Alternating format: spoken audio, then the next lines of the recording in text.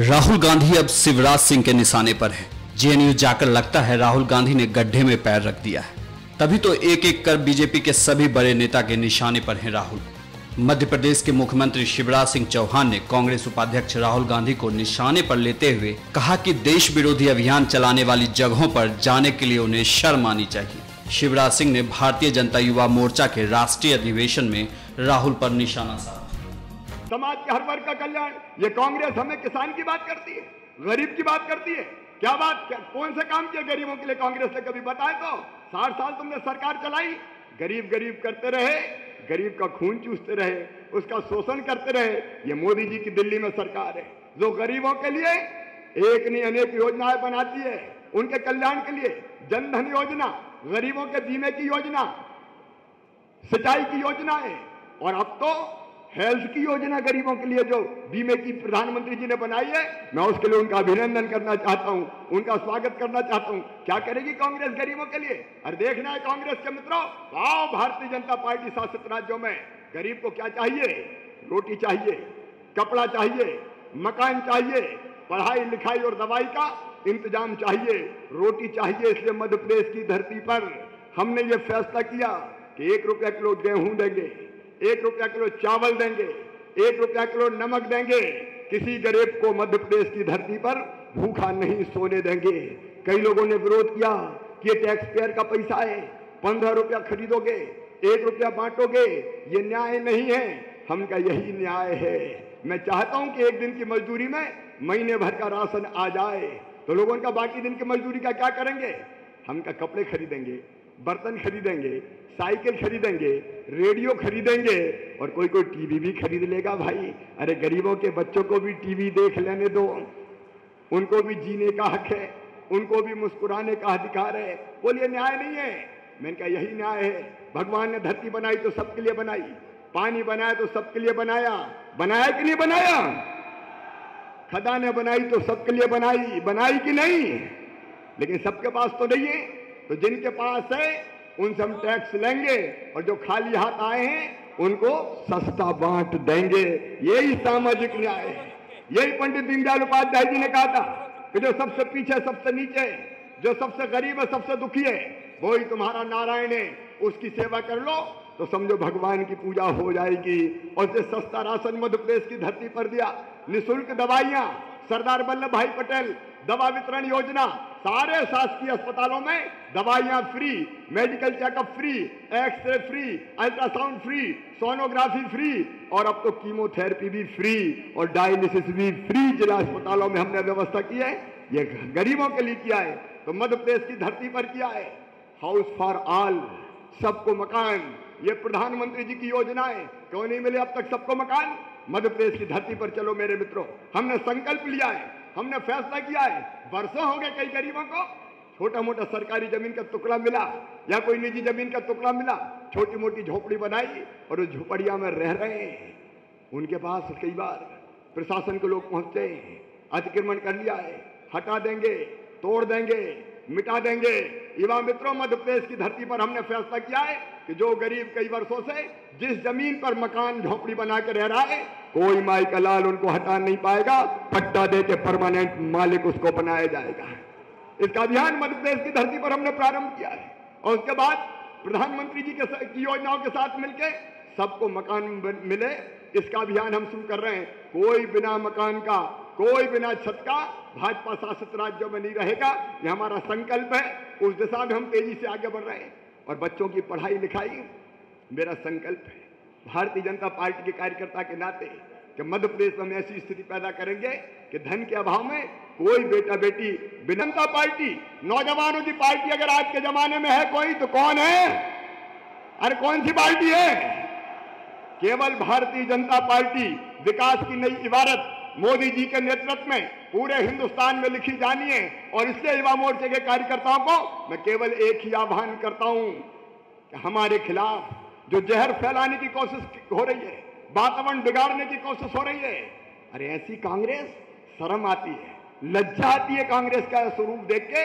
वो कांग्रेस जिसमें कभी महात्मा गांधी रहे हो, उस कांग्रेस के उपाध्यक्ष आज जवाहरलाल नेहरू यूनिवर्सिटी में जाएं और देशद्रोहियों के पक्ष में अभियान चलाएं, शर्म आनी चाहिए राहुल गांधी जी, शर्म आनी चाहिए। क्या हालत आज कांग्रेस की हो गई।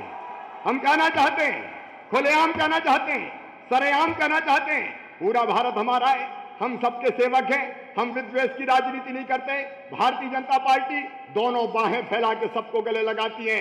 अमित जी के नेतृत्व में हम आगे बढ़ रहे हैं। प्रधानमंत्री नरेंद्र मोदी जी वैश्विक नेता हैं, दुनिया उनके नेतृत्व को स्वीकार कर रही है, समाज के हर वर्ग के कल्याण के काम कर रहे हैं। मोदी जी हमारे आदर्श हैं, हम सबको गले लगाएंगे, लेकिन कान खोल के दुनिया ये सोच ले कि भारत माता के खिलाफ अगर कोई बोलेगा तो भारतीय जनता पार्टी कभी सहन नहीं करेगी। बहनों और भाइयों, राष्ट्रद्रोह किसी भी कीमत में स्वीकार नहीं है।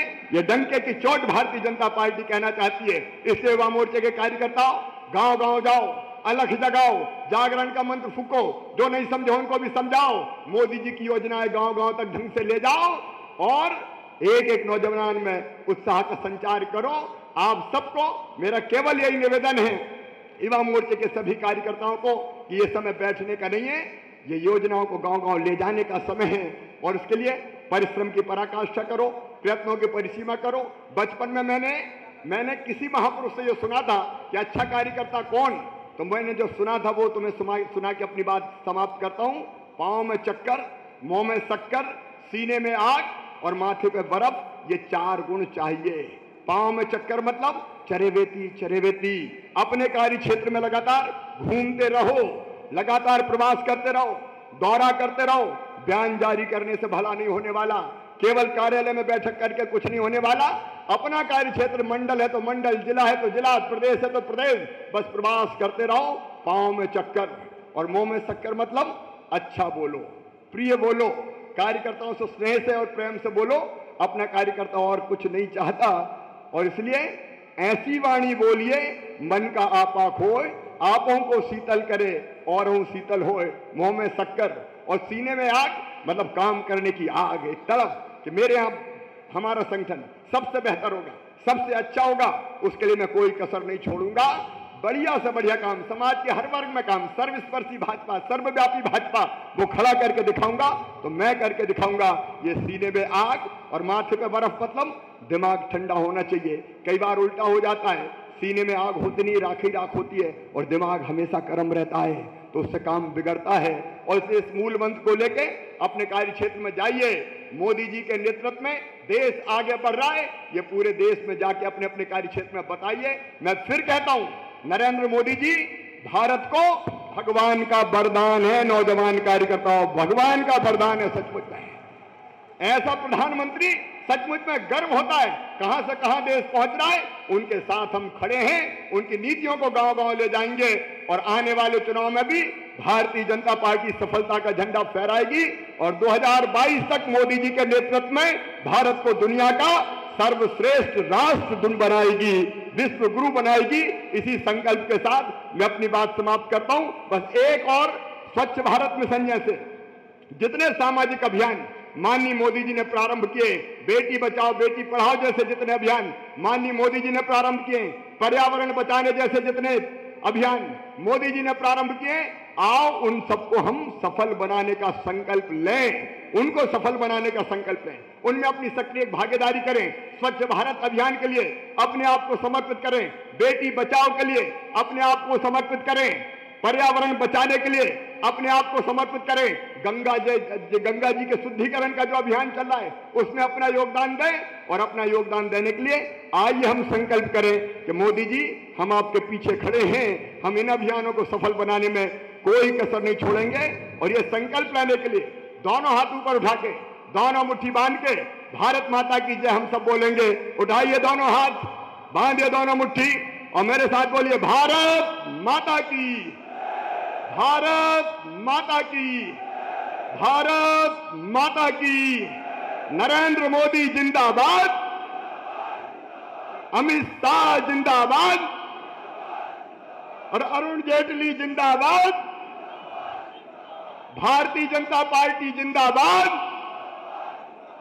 और अब हमारे बीच में हमारे प्रिय वित्त मंत्री अरुण जेटली जी आ गए हैं। आइए अरुण जी का स्वागत कीजिए, अभिनंदन कीजिए। आइए अरुण जी, आपका स्वागत है। दोनों हाथ उठा के ताली बजा के अरुण जी का स्वागत कीजिए। बहुत बहुत धन्यवाद, प्रणाम, नमस्कार।